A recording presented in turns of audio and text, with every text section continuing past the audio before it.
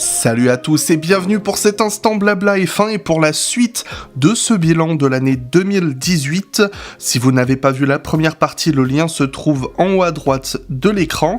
Pour rappel, dans la première partie, nous avions simplement fait une comparaison très statistique des coéquipiers, donc de ce que chaque pilote a fait face à son équipier cette année, histoire un petit peu de poser les bases pour cette seconde puis troisième partie, où cette fois on va rentrer plus dans le détail de ce que chaque pilote a fait cette année, et évidemment avec moins d'impartialité que ce que les chiffres peuvent afficher.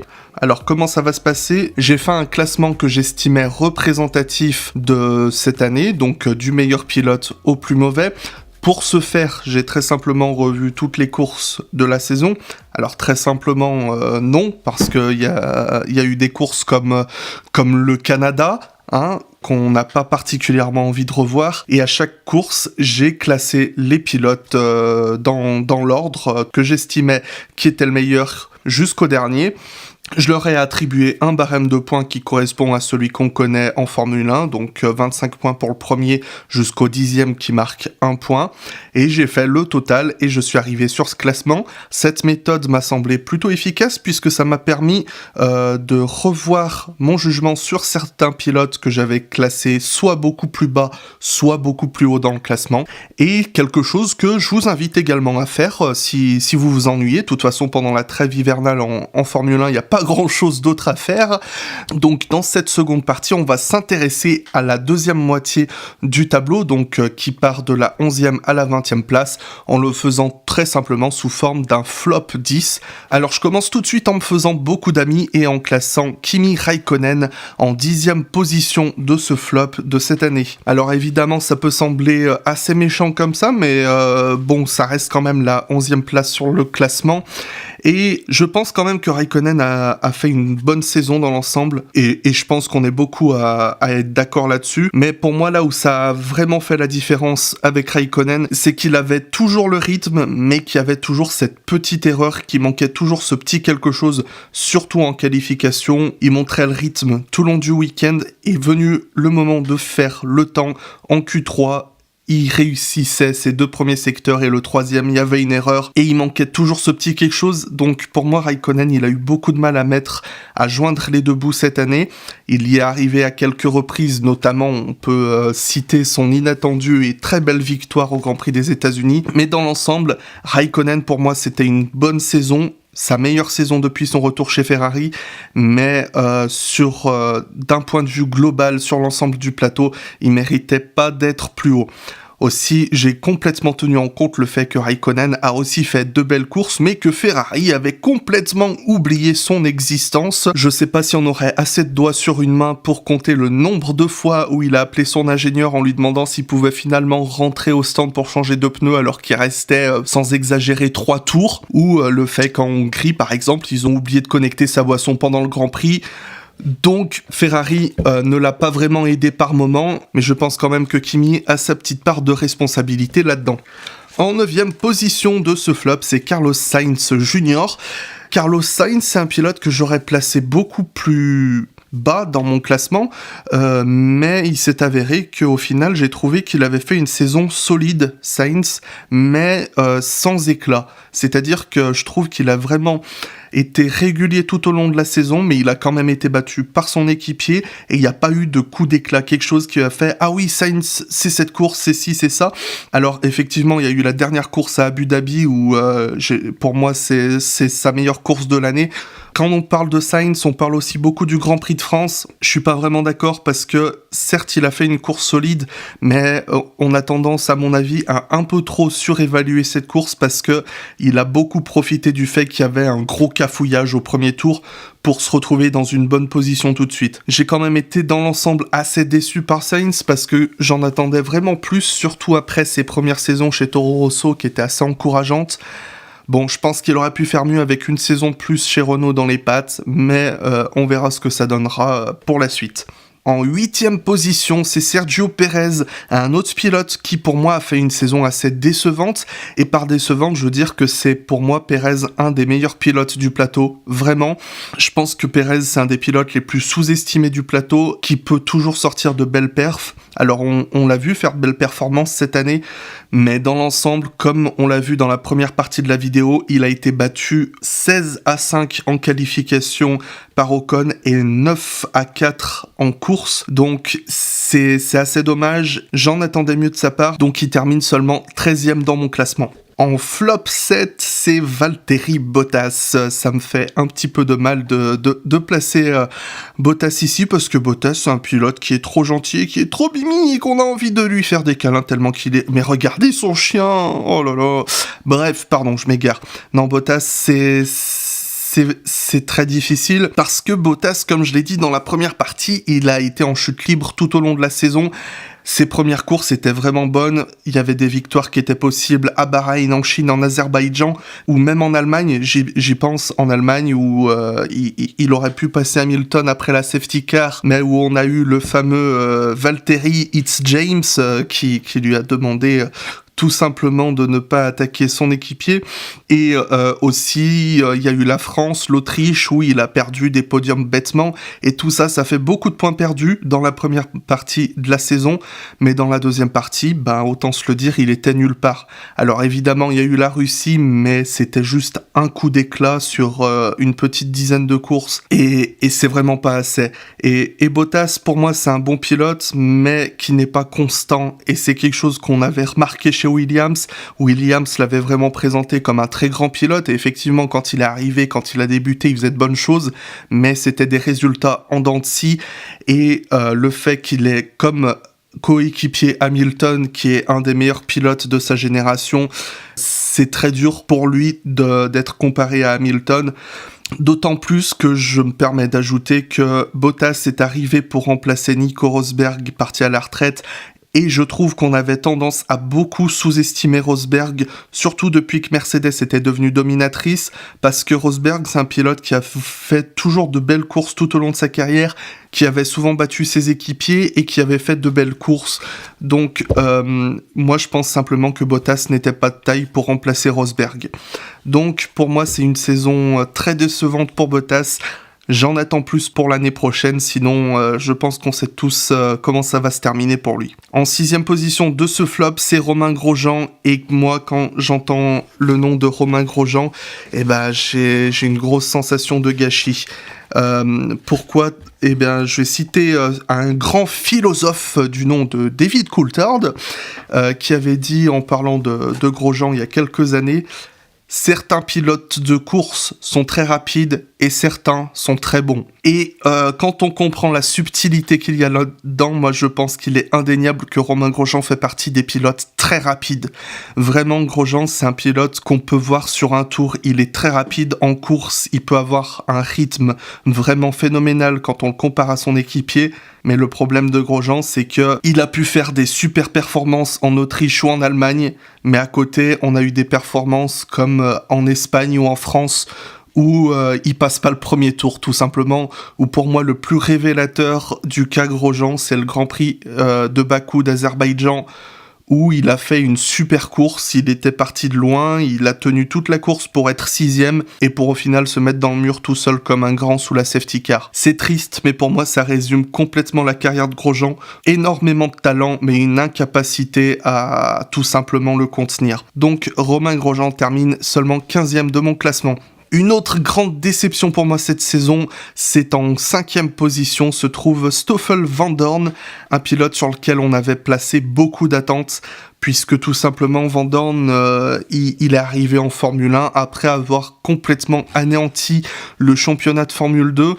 Pour ceux que ça intéresse très rapidement, pour savoir à quel point il a anéanti le championnat de Formule 2, au tout début du championnat, donc quand ça s'appelait le GP2, il y avait 20 points à récupérer par course. Hülkenberg avait gagné le championnat avec 25 points d'avance, Grosjean 45, Hamilton 12. Et ces dernières années, il y a 48 points à prendre par course. Leclerc a gagné le championnat avec 60 points d'avance.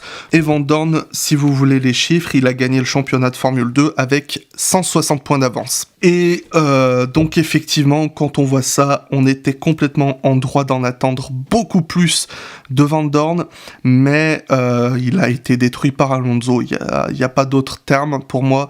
L'année dernière, il a fait illusion, je trouve, Van Dorn, mais cette année, il y a pas photo. C'est vrai, Alonso est un des plus grands pilotes de sa génération. C'est vrai que Van Dorn n'a pas toujours eu les améliorations, les nouvelles parties en même temps qu'Alonso. Mais Van Dorn, malheureusement, c'est beaucoup trop loin. Pour ceux que ça intéresse, je vous invite à suivre la Formule I qui commence ce week-end, où Stoffel Van Dorn courra ce week-end pour peut-être essayer de voir ce que ça donnera. Et je vous invite également rapidement à vous intéresser à la Formule E, Formule I, je sais pas comment on le dit en France, mais c'est intéressant à regarder, vraiment, sans a priori, essayez de regarder. Après avoir fait mon petit tour de propagande pour la Formule I, 4e position de ce flop, c'est Sergei Sirotkin.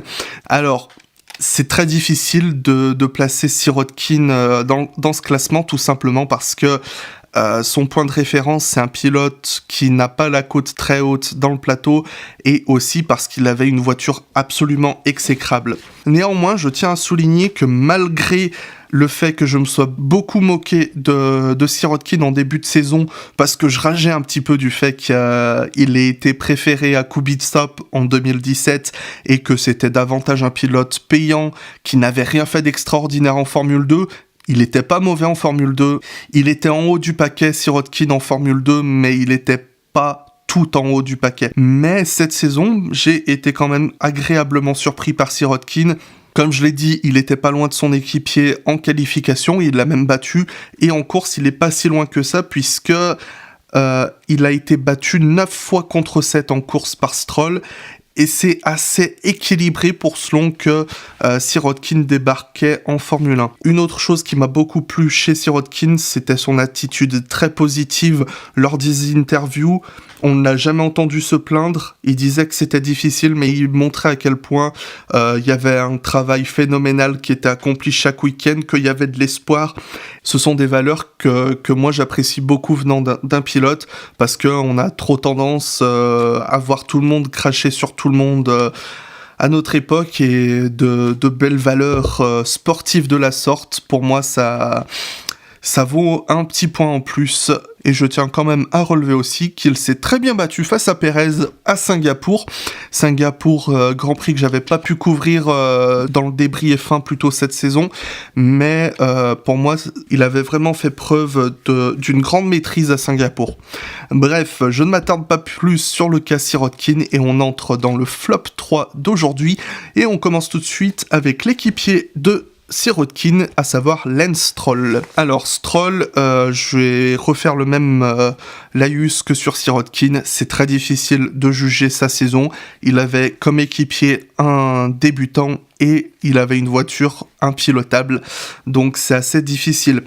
Néanmoins, je relève que Stroll, les qualifications, ça a pas l'air d'être son truc puisqu'il a encore été battu.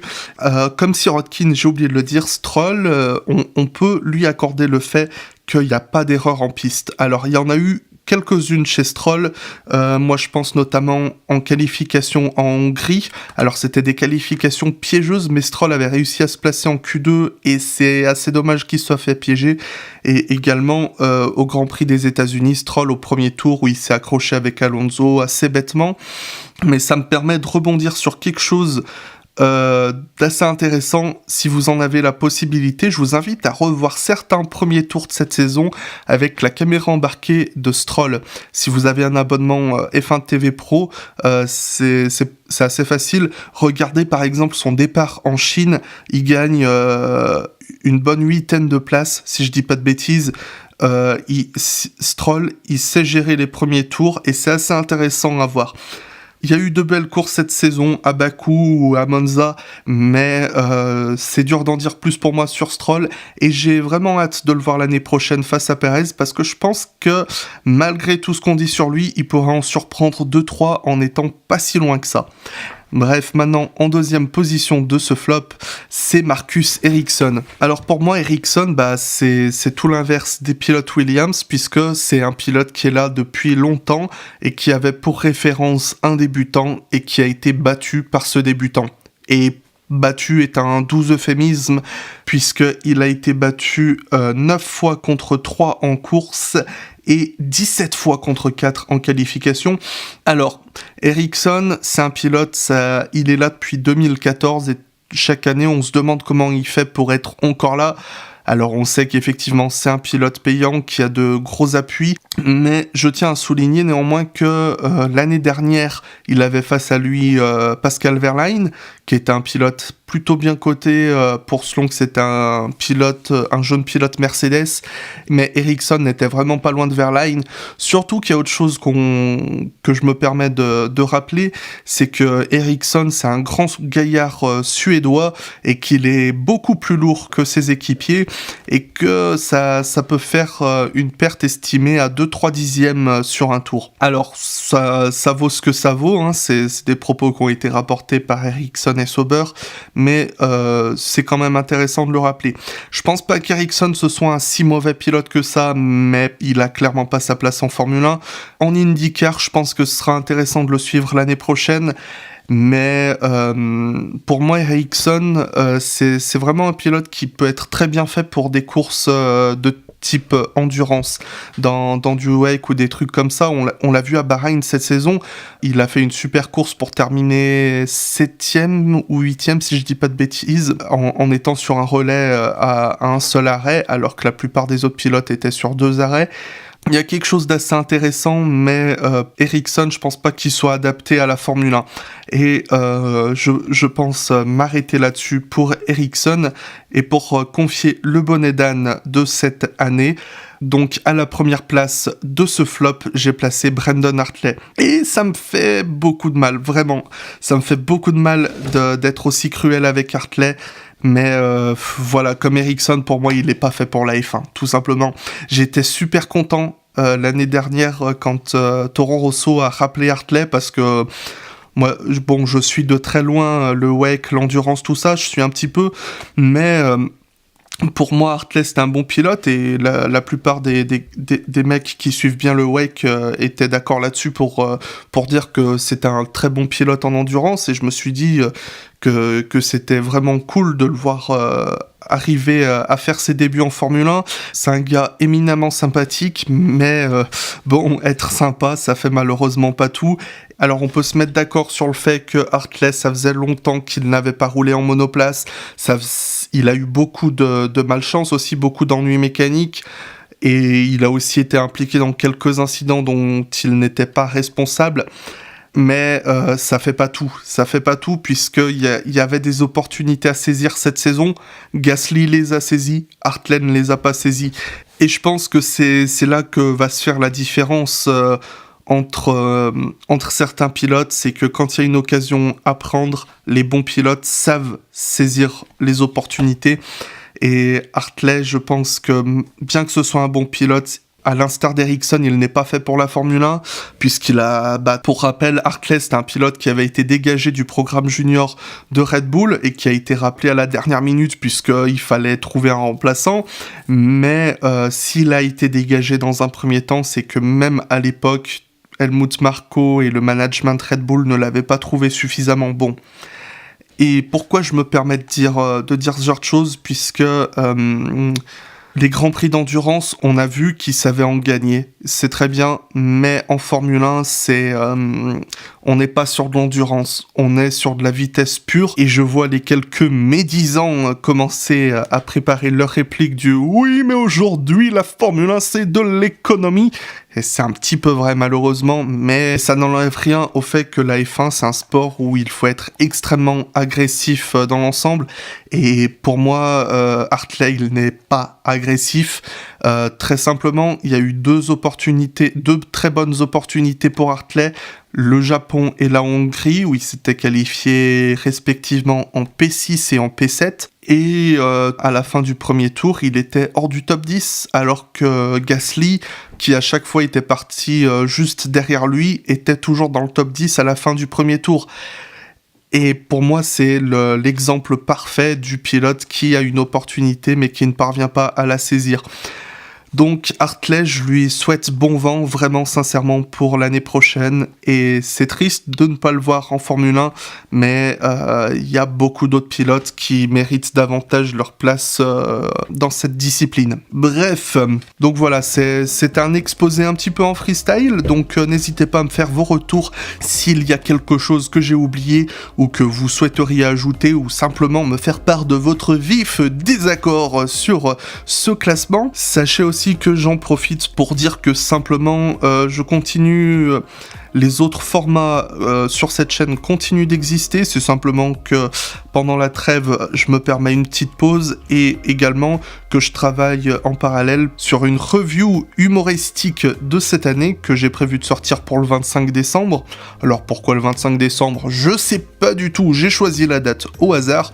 Donc les autres formats continueront de sortir, mais pour le moment je reste sur ce format beaucoup plus posé qui nécessite un petit peu moins de travail en post-production et qui, j'espère, néanmoins tient à vous plaire. Il y a eu pas mal de bons retours sur la première partie, donc j'espère que cette seconde puis troisième partie vous plaira tout autant. Bref, merci encore une fois à toutes et à tous, et à la semaine prochaine pour un autre instant Blabla F1.